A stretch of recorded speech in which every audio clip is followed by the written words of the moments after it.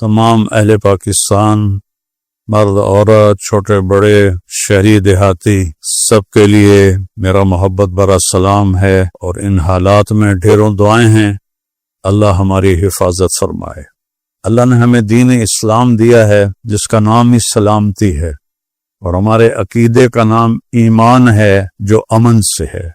اور میں بخاری شریف کی ایک حدیث آپ کے سامنے پیش کرتا ہوں۔ میرے نبی نے ہمیں کیا فرمایا؟ ہمارے بارے میں دنیا کے میڈیا نے مشہور کر دیا ہے یہ دہشت گرد ہیں۔ کوئی کرتے ہیں تو وہ نہیں کر رہے جو میرے نبی نے فرمایا۔ بخاری شریف کی روایت ہے 2965 اور 66، قام فی الناس خطیباً، آپ لوگوں میں کھڑے ہوئے تقریر کرنے کے لیے، اور فرمایا ایھا الناس لا تتمنوا لقاء العدو، لوگو جنگ کی تمنا مت کرو اور لڑنے کی تمنا مت کرو، یعنی پہل نہ کرو۔ وصلی اللہ العافیہ، اللہ سے عافیت مانگو۔ فَإِذَا لَقِيتُمُوهُمْ، لیکن اگر وہ چڑھ آئیں، جیسے ہندوستان ہمارے اوپر چڑھ دوڑا ایک غلط مفروضے پر، پہلگام کو بہانہ بنا کر غیر تحقیق کے اس نے حملے کیے، عام لوگ شہید ہوئے، مرد عورت بچے، تو آپ نے فرمایا فَإِذَا لَقِيتُمُوهُمْ، اور پھر جب ٹکر ہو جائے تو فَاصْبِرُوا، پھر صبر کرو، اور جان لو کہ ان الجنت تحت ظلال السیوف، جنت تلواروں کے چھاؤں میں ہے۔ تو مسلمان پہل نہیں کرتے جو ہمیں تعلیم دی گئی ہے۔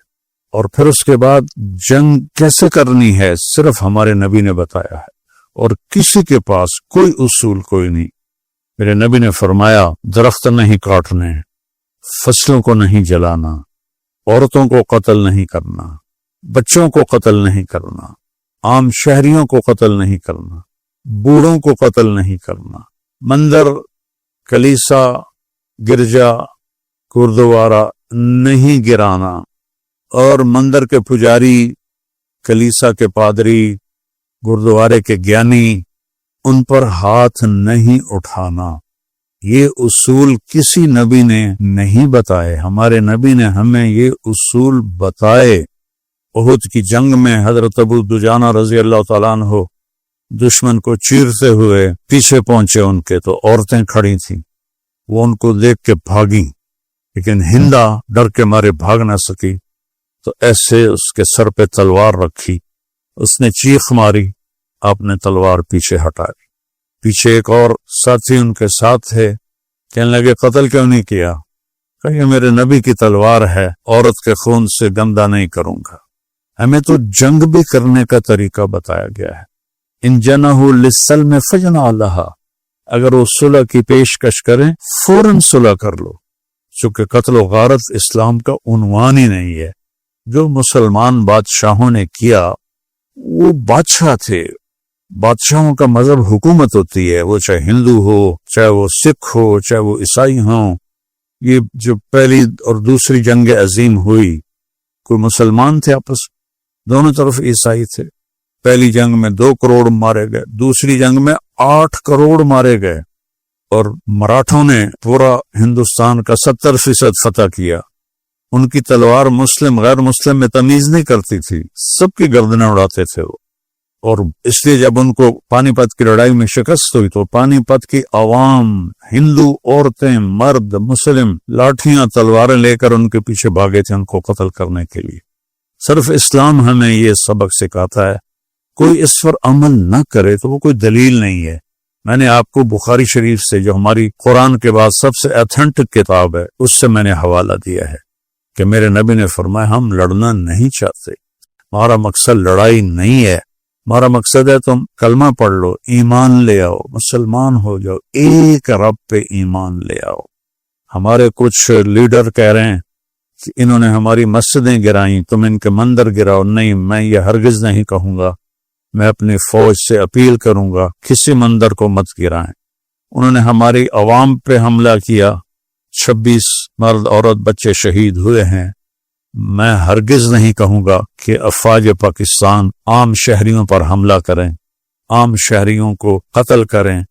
ہاں، جو سامنے آئے وہ ہماری جان لینا چاہتا ہے تو ہم اس کی جان لیں گے، ہم عام شہریوں پہ ہاتھ نہیں اٹھاتے، بوڑھوں پہ ہاتھ نہیں اٹھاتے، عورتوں پہ بچوں پہ ہاتھ نہیں اٹھاتے، پادریوں پر، پجاریوں پر، گیانیوں پر ہم ہاتھ نہیں اٹھاتے۔ کسی مندر، گرجا، گردوارے کو چھیڑنے کا ہمیں حکم نہیں ہے۔ یہ اسلام کا پیغام ہے، اور اللہ کے فضل سے ہماری شکست بھی ہماری جیت ہے، اور جیت بھی جیت ہے، چونکہ ایمان والا جب قتل ہوتا ہے جنت میں جاتا ہے، اور اللہ کو نہ ماننے والا جب وہ قتل ہوتا ہے تو وہ نرک میں جاتا ہے، اس نے اللہ کو پہچانا ہی نہیں ہے۔ امام حسین علیہ السلام وہ اپنے 72 ساتھیوں سمیت شہید ہو گئے، شکست ہو گئی، یزید کامیاب ہو گئے، لیکن اللہ کی قسم کامیاب حسین ہے اور ناکام یزید ہے۔ زندگی موت تو ہمارا مسئلہ ہی نہیں ہے، تو اللہ کے لیے لڑتے ہیں، اللہ کے لیے مرتے ہیں، اللہ کے لیے جیتے ہیں۔ ایک جنگ میں لڑائی ہو رہی تھی، ایک تو خالد ابن ولید تھے، ایک طرف دوسرا عربوں کا کفار کا لشکر تھا۔ تو کفار کے سردار نے پوچھا کیا بات ہے، ہم زیادہ بھی ہیں، وہ تھوڑے بھی ہیں، لیکن وہ ہمارے اوپر چڑھائی کرتے چلے جا رہے ہیں۔ تو ان کے سالار نے کہا ان میں سے ہر آدمی یہ چاہتا ہے میں پہلے مر جاؤں، دوسرا بعد میں مرے، ہم میں سے ہر ایک یہ چاہتا ہے کہ یہ پہلے مرے میں بعد میں مروں۔ اور میں نے ایسے ایک چھوٹا سا کلپ سنا، میں عام طور پہ سنتا نہیں ہوں، کہ ان کے گھروں میں لاشیں بھیجو تاکہ ان کے گھروں میں بھی چیخ و پکار مچے۔ اللہ کے بندو، ہمارے گھروں میں جب شہید کی لاش آتی ہے تو دیگیں چڑھائی جاتی ہیں، جشن منائے جاتے ہیں، پورے گاؤں والے آ کے مبارک دیتے ہیں کہ تم شہید کی ماں ہو، شہید کی بیوی ہو، شہید کے بچے ہو۔ یہ حال دعائی تو تمہارے ہاں پڑتی ہے، چونکہ تمہارے سامنے موت کے بعد کی زندگی کوئی تصور ہی کوئی نہیں ہے۔ ہم تو شہادت ہے مطلوب مقصود مومن، نہ مال غنیمت نہ کشور کشائی۔ ہمارا شاعر علامہ اقبال ہمیں سنا گیا، میرا نبی سنا گیا ہے۔ تو ہم ملک فتح کرنے کے لیے نہیں لڑتے۔ جو مسلمان بادشاہوں نے کیا وہ اسلام کا سمپل نہیں ہے۔ بادشاہ ہوتے ہیں، وہ ہندو، سکھ، عیسائی، دہریہ، ان کا کام اپنی حکومت قائم کرنا ہوتا ہے۔ تو میں اپنی افواج سے ہاتھ جوڑ کے اپیل کروں گا، کسی مندر پہ حملہ نہ کریں، کسی گردوارے پہ حملہ نہ کریں، کسی گرجے پر حملہ نہ کریں، کسی شہری آبادی پہ حملہ نہ کریں، ان کے فوجی ٹھکانوں پہ حملہ کریں۔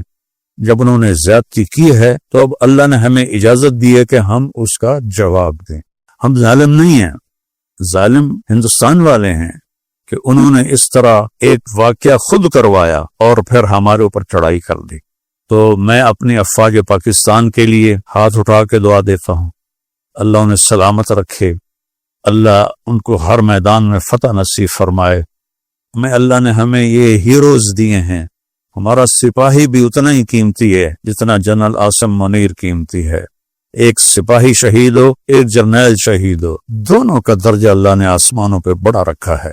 ہائے ہائے، مجھے ایک بات یاد آ گئی، شمر کہنے لگا امام حسین سے ابھی تمہیں قتل کریں گے، وہ آگے ہنس پڑے، سبحان اللہ، اب الموت تخوفن، ارے پاگل، وہ مجھے موت سے ڈرا رہے ہو؟ موت تو ہمارے لیے پھولوں کا ہار ہے۔ تو اللہ کے فضل سے، اللہ کا شکر ہے، ہمارے ہاں جب شہید کی لاش آتی ہے تو کوئی چیخ و پکار، رونا دھونا نہیں ہوتا، خوشیاں منائی جاتی ہیں۔